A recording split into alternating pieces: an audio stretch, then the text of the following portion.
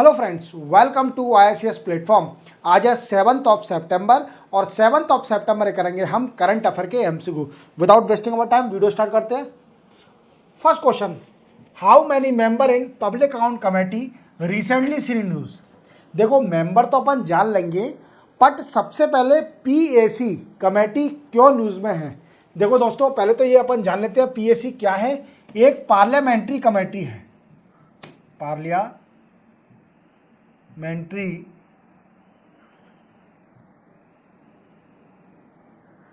Committee, clear.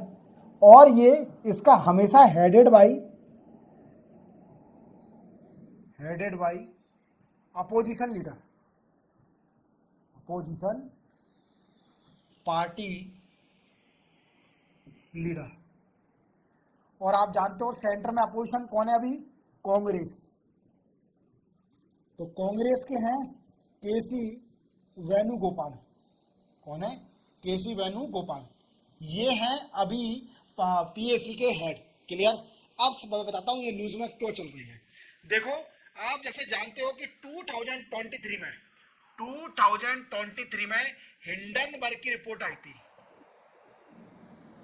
Hindenburg की report आई थी जिसमें सीधा एलिगेशन लगाया था, allegation on Adani, what I means Gautam Adani पर, कि इन्होंने क्या किया है कि जो शेयर हैं इनकी कंपनी के, उसको मैनिपुलेट किया है, मैनिपुलेशन किया है। अब ये होता क्या है मैनिपुलेशन? जब जब शेयर की प्राइस को एनहांस और रिड्यूस किया जाता है, that is called a share manipulation, clear. Share की प्राइस को जब मैनिपुलेट करते हैं, तो अडानी ने खुद अपनी कंपनी के शेयर के प्राइस को मैनिपुलेट किया था, क्लियर। तो ये रिपोर्ट में बोला गया, ये एलिगेशन लगाए गए। अब इसकी रिपोर्ट 2024 में इसकी सेकंड रिपोर्ट आई, और अगेन अब एलिगेशन लगाए किस पर? कि जो सेबी की चेयरमैन है, सेबी क्या है? Security exchange board of India, और ये 1988 में सेटअप करी गई थी। देन आफ्टर 1992 में एक्ट पास करके इसको स्टैट्यूटरी बॉडी बना दिया, स्टैट्यूटरी बॉडी बना दिया। और क्लियर, आपको इतना याद रखना। और सेबी क्या करती है? We can say regulate the share market, clear, simple. अब इसके सेबी के अभी चेयरमैन हैं, माधुरीपुरी बुच। कौन है? माधुरीपुरी बुच। याद रखना, ये पूछा जा सकता है कि अभी चेयरमैन कौन है सेबी के, तो माधुरीपुरी बुच, क्लियर। अब क्या है दोस्तों कि जो सेकंड रिपोर्ट आई थी हिंडनबर्ग की, इनके ऊपर एलिगेशन लगाया गया, इनके ऊपर। और इनके हस्बैंड का नाम है धवल बुच। क्या नाम है? धवल बुच। इन दोनों के ऊपर सेकंड रिपोर्ट में एलिगेशन लगाया गया। एलिगेशन क्या है? कि जो गौतम अडानी है, उनके भाई का नाम है विनोद अडानी, और इनके हस्बैंड माधुरीपुरी बुच के धवल बुच और विनोद अडानी दोनों मिले हुए थे, और अडानी के ऑफशोर प्रोजेक्ट में शेयर इनके कई सारे थे। तो इन पे एलिगेशन लगाया कि ये ऑफिस ऑफ प्रॉफिट होल्ड करी है।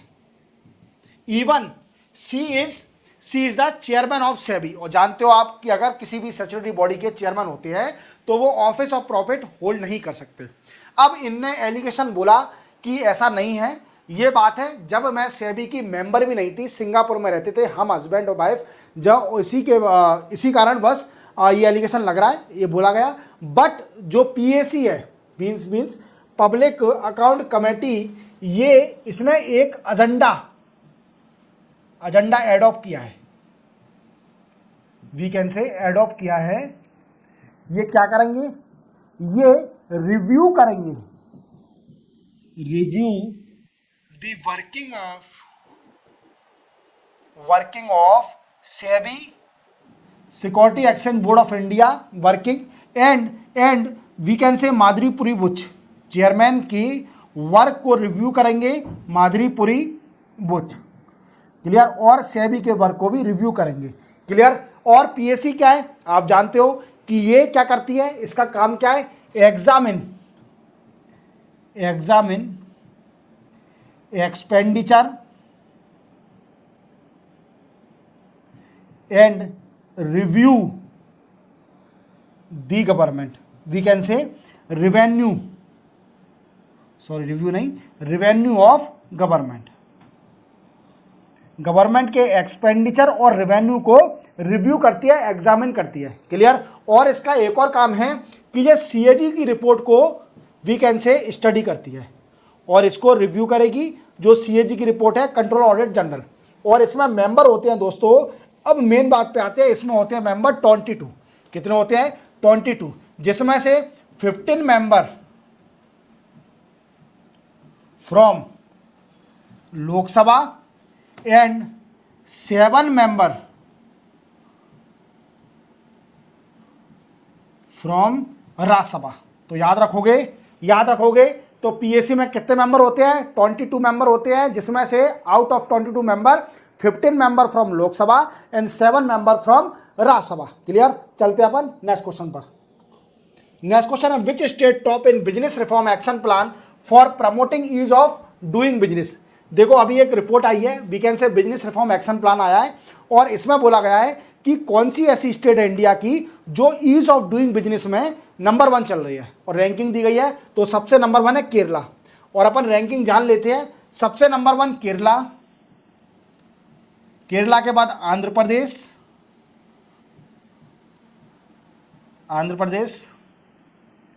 Then after Gujarat, then after Rajasthan, then after Tripura, then after UP. ये रैंकिंग है, याद रखोगे ये रैंकिंग है। अब जान लेते हैं वर्स्ट स्टेट कौन कौन सी हैं। तो वर्स्ट स्टेट में देखिए, वर्स्ट स्टेट है अरुणाचल प्रदेश,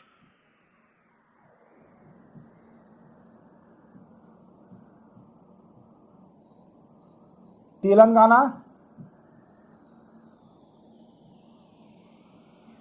पंजाब, क्लियर, एंड पौंडीचेरी। अब आपके मन में डाउट आ रहा होगा कि sir ease of doing business भी बता दीजिए, अगर हम नए बच्चे हैं ईज ऑफ डूइंग बिजनेस नहीं जानते। तो देखो दोस्तों, क्या होता है ईज ऑफ डूइंग बिजनेस। जैसे कोई स्टेट जब रिफॉर्म करती है टू अट्रैक्टिंग द एफडीआई और फॉर द डेवलपमेंट और द इंफ्रास्ट्रक्चर डेवलपमेंट, और कई सारी कंपनी को सेटअप करने की कोशिश करती है, रिफॉर्म करती है, फाइनेंशियल रिफॉर्म करती है, कई सारी वी कैन से समिट करती है, जिससे क्या इन्वेस्टमेंट हो स्टेट के अंदर, तो वो क्या अच्छा काम कर रही है, ईज ऑफ डूइंग बिजनेस कर रही है। क्लियर। जैसे हम समझेंगे कि किस किस स्टेट ने क्या क्या काम किया। जैसे हम जानेंगे उड़ीसा ने माइनिंग सेक्टर में अच्छा काम किया है। क्लियर। यूपी ने इन्वेस्टमेंट में अच्छा काम किया है। राजस्थान ने टूरिज्म में अच्छा काम किया है। सिक्किम ने ऑर्गेनिक फार्मिंग में अच्छा काम किया है, क्लियर। और महाराष्ट्र ने attracting FDI, clear, foreign direct investment को अट्रैक्ट करने में अच्छा काम किया है। क्लियर। तो नंबर 1 क्या है? केरला। याद रखोगे ईज ऑफ डूइंग बिजनेस में under business reform action plan में केरला ने टॉप किया है even in ease of doing business में। क्लियर। चलते हैं अपन नेक्स्ट क्वेश्चन पर। नेक्स्ट क्वेश्चन है, which ministry conduct next exam. देखो दोस्तों, आप जानते हो कि मिनिस्ट्री ऑफ आयुष का फुल फॉर्म क्या है। तो पहले आप आयुष का फुल फॉर्म जान लीजिए, मैं हर लेक्चर में बताता हूं आयुष का full form. A for Ayurvedic,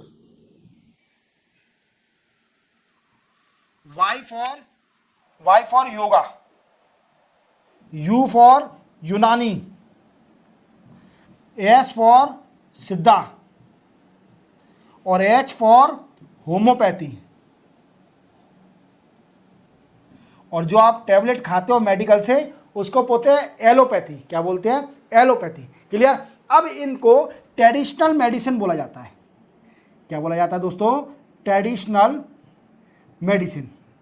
अब आप देखते होंगे इसके भी कई सारे आयुष के भी डॉक्टर होते हैं, आयुष के भी डॉक्टर होते हैं। अब इनको जैसे इनने इंटेंसिव कर ली 1 साल की, तो इनको गवर्नमेंट ने प्रपोज किया है, इनको एक एग्जाम क्वालिफाई करना पड़ेगा, जिस एग्जाम का नाम है नेक्स्ट एग्जाम। अगर कोई भी बच्चा, कोई भी डॉक्टर रिलेटेड टू आयुष, अगर वो 1 ईयर की इंटेंसिव कंप्लीट कर लेता है तो उसे एक एग्जाम देना पड़ेगा जिसको बोलते हैं नेक्स्ट एग्जाम। और 1 ईयर की एग्जाम अगर क्लियर करने के बाद इसको लाइसेंस मिल जाएगा, लाइसेंस, इवन रजिस्ट्रेशन हो जाएगा, इसका रजिस्ट्रेशन भी हो जाएगा इन स्टेट। और इस एग्जाम का कई सारा प्रोटेस्ट भी किया था आयुष डॉक्टरों ने कि एग्जाम नहीं होना चाहिए। ये सरकार ने मैंडेटरी कंडीशन रख दिया है एग्जाम देने की। जो लाइसेंस, देखो एग्जाम तो देखो क्या है, आपकी क्वालिटी कैसे फाइंड आउट करी जाएगी। अगर आप में क्वालिटी नहीं है और आप क्लिनिक खोल के बैठ गए, जैसे मान लीजिए कोई टीचर है, अब उसे पढ़ाना ही नहीं आता और वो कोचिंग खोल के बैठ गया, तो कौन जाएगा उसके पास? कोई नहीं जाएगा, नए नए बच्चे चले जाएंगे, 10 या 1 महीने बाद वो खत्म हो जाएगा। क्लियर? तो ऐसा ही है, एग्जाम तो आपको देना ही पड़ेगा। अपनी कैपेबिलिटी और एबिलिटी को शो करिए इन फ्रंट ऑफ और बिफोर गवर्नमेंट। क्लियर? चलते अपन नेक्स्ट न्यूज पर। इसका आंसर क्या है? Ministry of AYUSH. India is planning to hike tax on Chinese steel from 7.5% to how much. देखो क्या हो रहा है कि चाइना से चीप स्टील आ रहा है। क्या आ रहा है? चीप स्टील आ रहा है, स्टील इंपोर्ट हो रहा है, चीप स्टील इंपोर्ट किया जा रहा है, जिससे क्या हो रहा है, हमारी डोमेस्टिक स्टील कंपनियां हैं, डोमेस्टिक स्टील कंपनी हैं, वो डिस्ट्रॉय होते जा रही हैं, कंपनीज डिस्ट्रॉय होते जा रही हैं। अब डिस्ट्रॉय हो रही हैं, अब इसको बचाने के लिए गवर्नमेंट को कुछ ना कुछ तो करना पड़ेगा। अगर डोमेस्टिक कंपनियां डिस्ट्रॉय हो गई तो फिर क्या फायदा? डोमेस्टिक कंपनी को प्रोटेक्ट करने के लिए गवर्नमेंट को कुछ ना कुछ करना पड़ेगा। या तो फिर उन पे एंटी डंपिंग ड्यूटी लगानी पड़ेगी, या फिर वी कैन से एक और है, शायद मैं बताऊंगा बाद में, we can say border adjustment tax लगाना पड़ेगा। तो ये सब फैसिलिटी है कई सारी। तो क्या है कि आप जानते हो मिनिस्टर ऑफ स्टील, जो मिनिस्टर हैं जिनका नाम है कुमारस्वामी,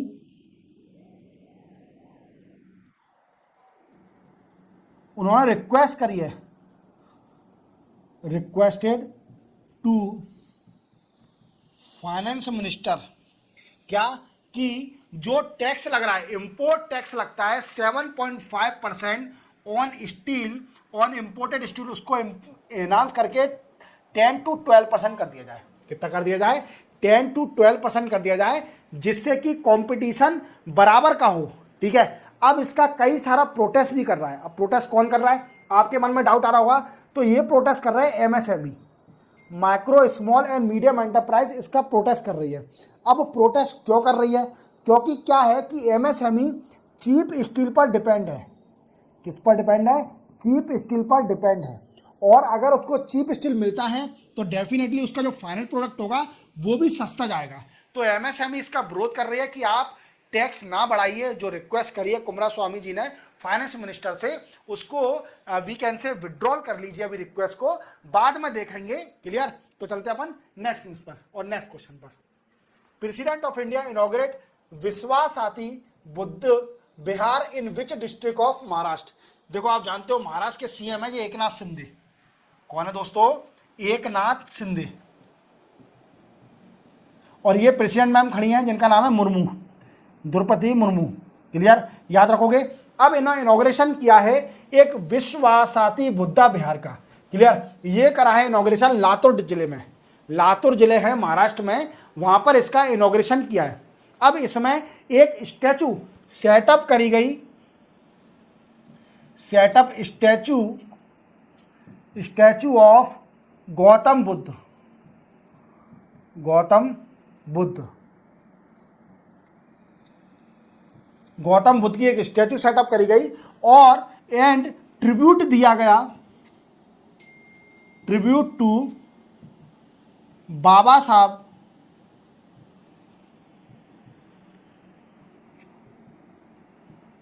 अंबेडकर, बाबा साहब अंबेडकर को ट्रिब्यूट भी दिया गया। और ये किस जगह में? लातूर ऑफ महाराष्ट्र में। क्लियर? चलते अपन नेक्स्ट क्वेश्चन पर। Who secure first time bronze medal for India in judo in para Olympic Paris 2024। देखो आप जानते हो कि अभी पारा ओलंपिक चल रहा है पेरिस में, और जैसे ही जो ओलंपिक खत्म हुए, पेरिस में ओलंपिक हुए थे 2024 के, खत्म होने के साथ पारा ओलंपिक स्टार्ट हो जाता है उसी सिटी में, उसी कंट्री के अंदर। क्लियर। अब क्या है दोस्तों,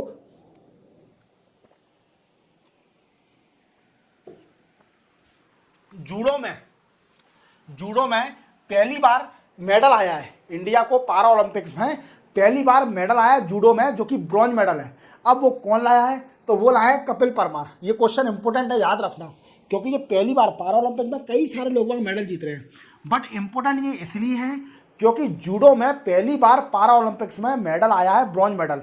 तो इनका नाम याद रखना, क्या नाम है, कपिल परमार नाम है। क्लियर। चलते अपन नेक्स्ट क्वेश्चन पर।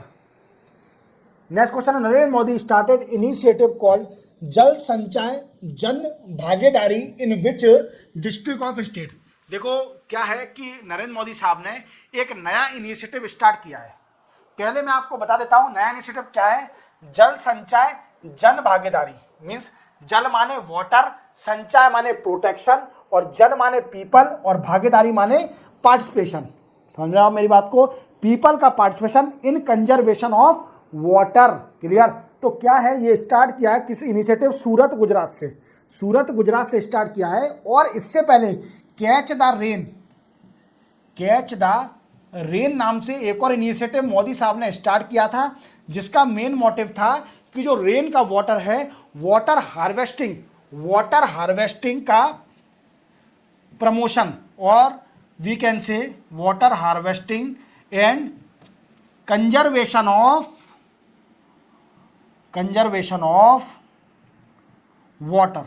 वाटर का कंजर्वेशन। क्लियर। अब देखो दोस्तों, अब ये नया इनिशिएटिव स्टार्ट हुआ है और इसका भी मेन मोटिव है conservation of water through participation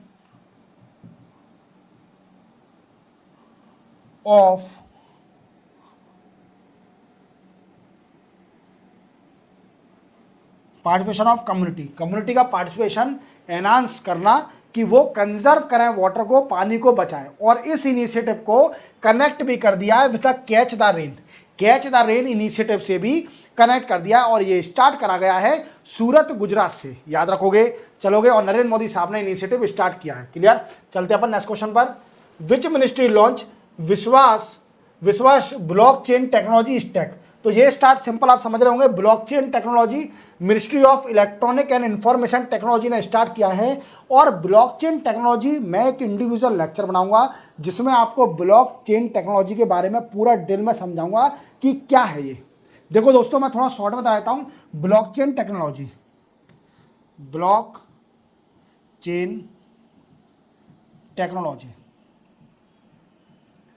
देखो दोस्तों, ये बहुत सिक्योर वीकेंड से बड़ी सिक्योर प्रोसेस है।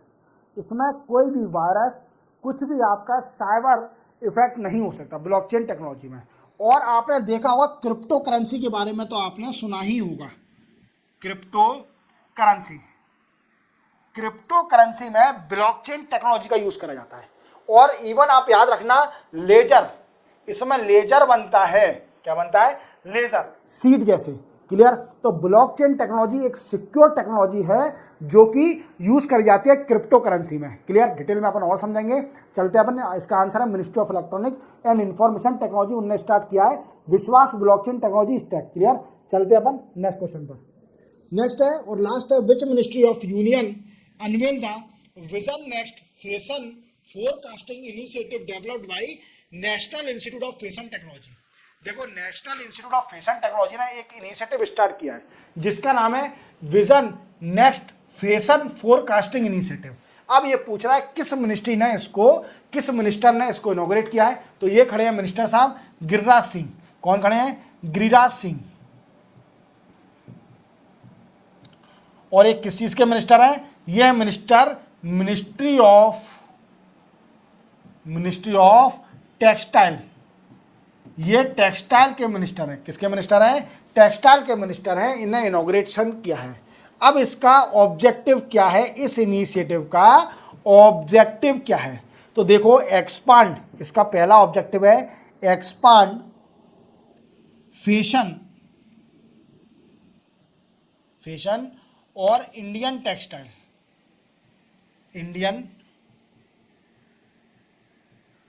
Textile globally.